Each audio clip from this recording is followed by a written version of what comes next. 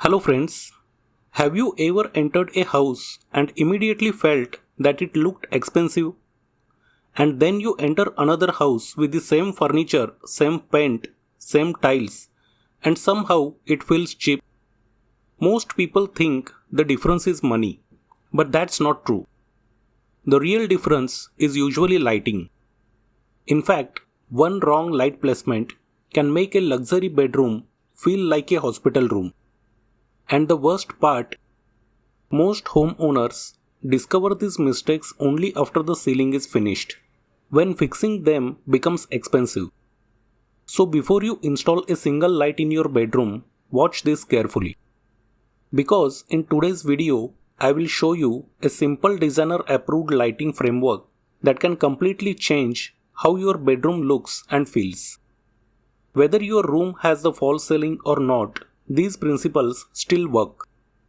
And stay till the end because I will share one lighting trick that instantly makes even a simple room look more premium. Let us begin. The first thing most people ask is, how many lights should I install in my bedroom? And honestly, this is where most mistakes start. Some people fill the entire ceiling with lights. The room becomes brighter than a shopping mall. Others install too few lights. The room feels dull and gloomy. So what is the right number? Instead of blindly copying someone else's room, start with the room size. Let us take an example. Suppose your bedroom is 12 feet by 10 feet. That gives us 120 square feet. For a normal modern bedroom, designers generally aim for balanced illumination rather than maximum brightness. In most cases, this room size works well with around 6 to 7 ceiling spotlights, depending on ceiling height, wall colors, furniture layout, and the brightness of the fixtures you choose. Notice something important. There is no magic number that works for every room. A bedroom with dark colors may need more light than a bedroom with light colored walls. A room with large windows may need less artificial lighting during the day. Hence, always use room size as a starting point, not a fixed rule. Now, let us move to the part that makes the biggest visual difference. Light placement. Because even expensive lights look bad when placed incorrectly. Rule number 1. Avoid pushing lights too close to the walls. A good starting point is around 18 to 24 inches from the wall. Why? Because light spreads as it travels downward. When the fixture is placed at the correct distance, it creates a soft wash of light on the wall. This makes the wall appear taller, cleaner, and more premium. When lights are placed too close to the wall, the beam becomes harsh and concentrated. When placed too far away, the wall looks dark and flat. Neither looks good. Rule number 2. Keep proper spacing between lights. For most bedrooms, keeping spotlights approximately 3 to 4 feet apart creates a balanced effect. The goal is to allow the light beams to overlap slightly. This removes dark patches and creates smooth illumination across the room. Think of each spotlight as covering its own area. When these areas connect smoothly, the room feels evenly lit. When they don't, you get bright spots and dark spots everywhere. And that instantly reduces the luxury feel. Now comes a mistake that many electricians make. They install lights first and think about the fan later. Never do this. The fan and lights should work together. Otherwise, every time the fan rotates, moving shadows appear across the room. Not only does it look distracting, but it can also become uncomfortable over time. The simple rule is this. Avoid placing spotlights directly above the fan blades. Keep the light beams clear of the blade rotation zone.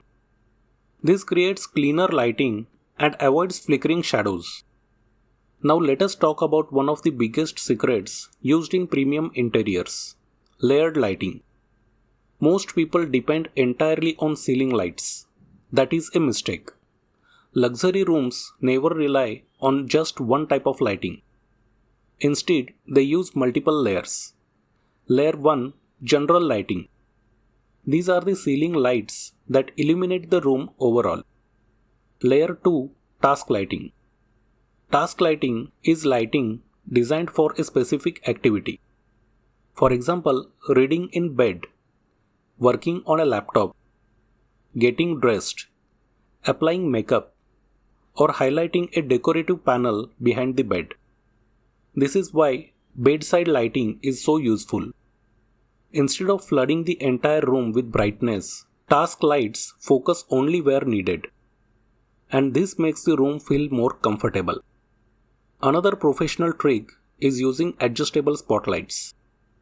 Unlike fixed lights, adjustable lights allow you to direct the beam exactly where you want. Today, your furniture layout may be one way. A few years later, it may change. That's why adjustable lights give you flexibility. Layer 3, Mood Lighting. Mood lighting is the soft lighting you use when you do not want the room to be fully bright. This can be done using profile lights, cove lights, LED strips behind headboards, underbed lighting, or indirect lighting inside shelves. At night, instead of turning on all the spotlights, you can switch on only the mood lights. The room immediately feels warmer, calmer, and more luxurious. Layer 4, Accent Lighting. This is the lighting that makes a room look expensive. Accent lighting is not used to brighten the room. It is used to highlight something beautiful. For example, a textured wall, a wooden panel, a painting, a decorative shelf, indoor plants, or a feature wall behind the bed. The purpose of accent lighting is to attract attention to a specific area. This is why luxury hotels use it everywhere. Even if the furniture is simple, accent lighting makes it look premium. The reason luxury interiors feel luxurious is because they combine all 4 layers together. Now let us talk about profile lights. A profile light creates a clean line of illumination and gives a modern architectural look. If you are using profile lights, avoid randomly placing them across the ceiling. Instead, use them to create structure and visual direction. Simple rectangular layouts usually look cleaner and more timeless than overly complicated designs. And here is another important tip. If you install profile lights, use high-density LED strips. Low-density strips often show visible dots. Once installed, those dots can make an expensive ceiling look surprisingly cheap. High-density strips produce a smooth continuous line of light and look much more premium. Now, let me tell you 5 places where lights should usually not be installed. Number 1. Directly above an air conditioner. The airflow can create visual imbalance and the light often gets partially blocked. Number 2. Directly above wardrobes. Many times, the wardrobe blocks the light and a large portion of illumination gets wasted. Number 3. Inside the swing area of doors. When the door opens, lighting can look awkward and uneven. Number 4. Directly above fan blades. As discussed earlier, moving shadows become a problem. Number 5. Directly above your eyes when lying on the bed. This is very important. Have you ever laid down and felt a spotlight shining directly into your face? It is uncomfortable. That's why many designers use adjustable spotlights near beds. These fixtures can be tilted toward artwork, wall panels, textures, or decorative fixtures instead of shining into your eyes. Now let us talk about color temperature. This is another area where many people get confused. You don't always need fancy color changing lights. Most homeowners choose one setting and never touch it again. For bedrooms, warm white and neutral white are generally the most comfortable options. Warm light creates a cozy atmosphere. Neutral light creates a clean modern look. The best choice depends on the mood you want and the colors used in your room. Before we finish, here is the bonus tip I promised. If your budget allows only one upgrade, don't spend that money on adding more lights. Spend it on better placement. Good placement beats more fixtures every single time.